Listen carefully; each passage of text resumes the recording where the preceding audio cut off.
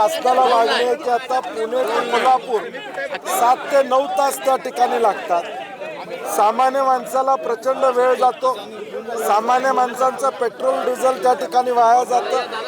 ट्रान्सपोर्टच्या माध्यमातून जे साहित्य जातं ते देखील त्या ठिकाणी वेळेवर पोहोचत नाही.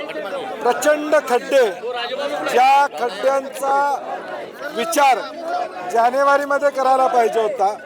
6 लेनिंग करताना सर्व्हिस रोड हे चांगल्या दर्जाचे करणं अपेक्षित होतं, त्यामुळे ते झालेलं नाही.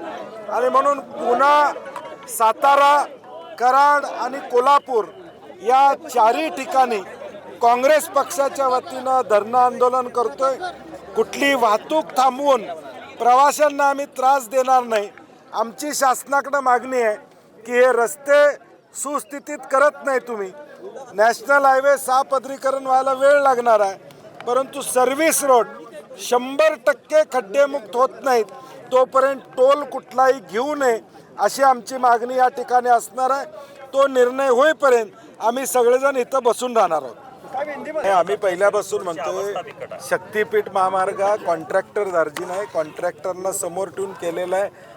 जनतेच्या रेट्यामुळं शक्तीपथ महामार्ग तूर्त आम्ही करणार नाही हे सरकारला म्हणावं लागलं. हे विरोधिक म्हणून किंवा शेतकऱ्यांचं यश आहे की सरकारला 2 पावलं मागे घ्यावी लागली. प्रीपेड मीटर देखील सरकार या जनतेवर लादणार होतं, शेवटी सरकारला 2 पावलं मागे घ्यावी लागली. आज देखील आमची विनंती आहे की सरकारनं शानपणानं यामध्ये निर्णय घ्यावा आणि प्रवाशांना या ठिकाणी दिलासा द्यावा. नाही, सरकारी अधिकारी बोलतायत, परंतु शेवटी निर्णय दिला पाहिजे.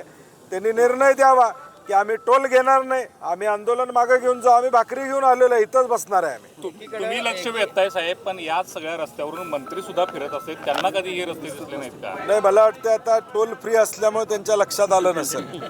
एकीकडं मोठ्या नेत्यांना आपल्या पक्षात घेण्यासाठी चढाओढ सुरू आहे, त्यासाठी पैसे खर्च केले जात आहेत. मात्र हे सगळे रस्ते जे गरजेचे आहेत ते करण्याकडे तर कुठंतरी सरकारचं दुर्लक्ष दिसतंय. काय भूमिका वाटते?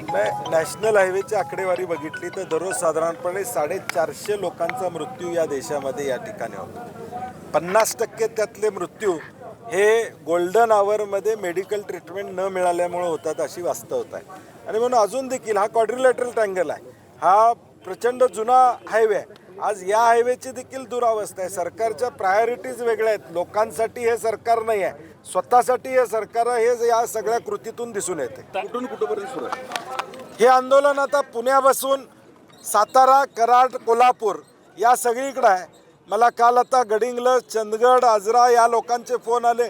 ते देखील काही निपाणीच्या आद्रीवर असणाऱ्या तिथं देखील काही आंदोलन त्या ठिकाणी करणार आहेत, कारण की बेळगावपर्यंतचा रोड ह्याची देखील अवस्था अशीच त्या ठिकाणी झालेली आहे. आणि म्हणून नॅशनल हायवेवर जे काय काम चाललेलं अत्यंत सुमार दर्जाचं काम चालू आहे, त्याला आम्ही विरोध करण्यासाठी रस्त्यावर आले.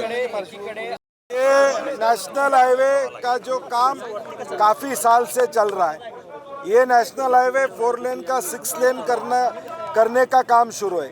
हमारी मांग है कि जो सर्विस रोड है वो सर्विस रोड अच्छे नहीं है, पूरे गड्ढे से भरे हुए सर्विस रोड है. काफ़ी एक्सीडेंट्स यहाँ पे हो रहे. आज पूना से कोल्हापुर आने के लिए 7 से 9 घंटे लग रहे. लोगों को इसकी परेशानी है, ट्रांसपोर्ट गुड्स को इसकी परेशानी है.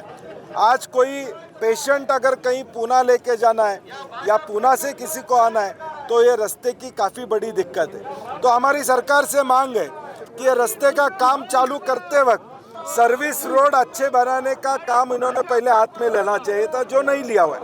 तो आज हमारी मांग है कि सर्विस रोड पूरे अच्छी तरह से करे, तब तक आप 1 भी रुपया टोल ना ले. आज हम यहाँ पे बैठ के किसी को टोल ना देने की यहाँ पे गुजारिश करने वाले, लोगों को यहाँ से बिना टोल जाने की हम सबको बोलने वाले. हम किसी गाड़ी को रोकने वाले नहीं हैं. जिनको जाना है उनको जाने की इजाज़त यहाँ पे. हमारी मांग सरकार से सिर्फ है कि टोल आप रद्द करें. जब तक ये सर्विस रोड पूरे अच्छे तरह से नहीं बनते तब तक टोल रद्द करें.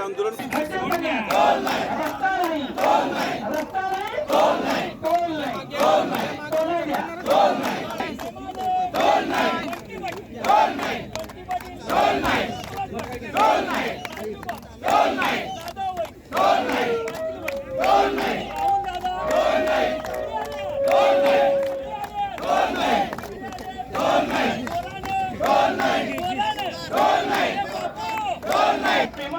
रस्त्यावर बघा खड्डे आहेत